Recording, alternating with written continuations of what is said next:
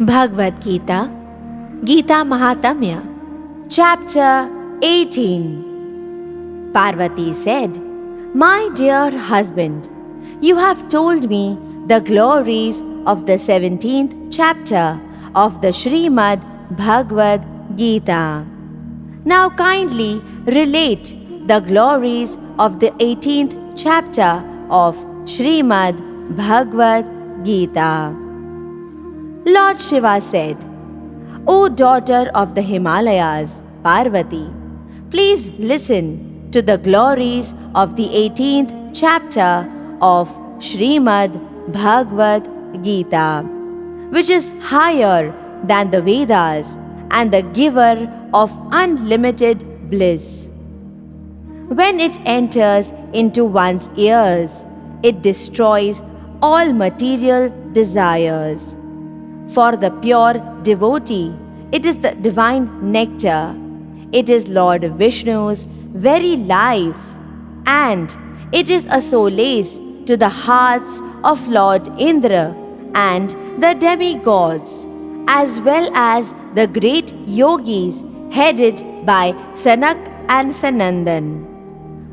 One who recites it sends the messengers of Yamraj far away. There is no other recitation which can so quickly destroy all sin and free one from the threefold miseries of this world. Now listen with great devotion.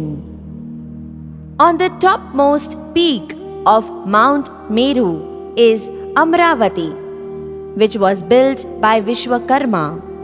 In that heavenly kingdom, Lord Indra, along with his wife Shachi, is served by the demigods.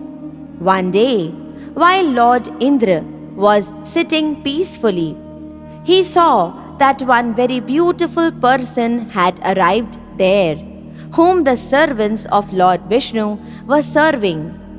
When Lord Indra saw that beautiful young person, he immediately fell from his throne unto the ground. At that time, those demigods who had been worshipping Indra picked up the crown that he was wearing and placed it on the head of that new beautiful person. After that, all the demigods and other denizens of the heavenly planets started to perform arti and sing wonderful songs to that new King Indra. The great rishis came there and offered their blessings and chanted Vedic mantras, and the Gandharvas and Apsaras started to sing and dance joyfully. In this way, the new Indra, who had not performed the usual 100 horse sacrifices, started to enjoy hundreds of different types of services rendered by the demigods and other denizens of the heavenly planets. When the old Indra saw this, he became very surprised.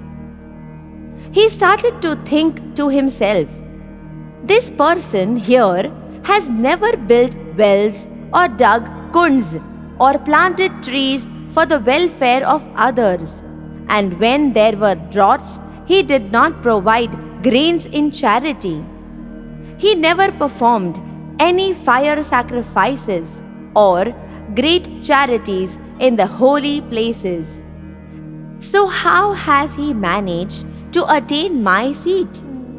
The old Indra, feeling greatly disturbed in his mind, left to the ocean of milk to pray to Lord Vishnu. When he managed to obtain darshan of Lord Vishnu, he asked him, "My dear Lord Vishnu, in the past I performed many sacrifices and other pious activities for which I was installed as the Lord of Heaven. But at this time, another person has come there and taken my place as the King of Heaven. This person in his life never performed any great, wonderful, pious activities, nor had he performed any great Vedic sacrifices. So, how is it possible that he has managed to obtain my throne? At that time, Lord Vishnu said, "My dear Indra, that great soul has performed the recitation daily of the 18th chapter of the Srimad Bhagavad Gita. Every day during his life, he recited 5 shloks from this chapter. And because of that activity, he has attained the results of all sorts of pious activities and yajnas, and after enjoying for many years as the king of heaven, he will attain my personal abode. If you perform the same activity of reciting the 18th chapter of Srimad Bhagavad Gita, you can also attain my divine abode." After hearing Lord Vishnu's words, Lord Indra took the form of a Brahman and went to the bank of the Godavari river, where he saw the town of Kalikagram, which is very sacred. At that place, the Supreme Lord, in his form known as Kaleshwar, resides. Close to this town, on the bank of the Godavari river, one very pure Brahman was sitting, who was very merciful and had understood the topmost goal and secret of the Vedic literatures.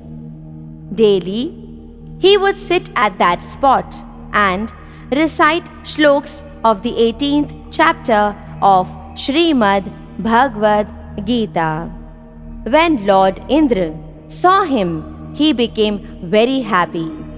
He immediately fell at his lotus feet and requested him to teach him the 18th chapter of Srimad Bhagavad Gita. After Lord Indra had practiced the recitation of the 18th chapter of Srimad Bhagavad Gita for some time, he managed to attain the topmost place of Vishnu Lok.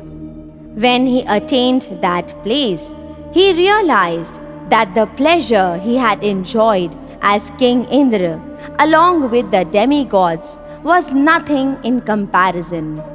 My dear Parvati, for this reason, the great sages especially chant this 18th chapter of Srimad Bhagavad Gita, and by doing so, very quickly attain the lotus feet of Lord Vishnu.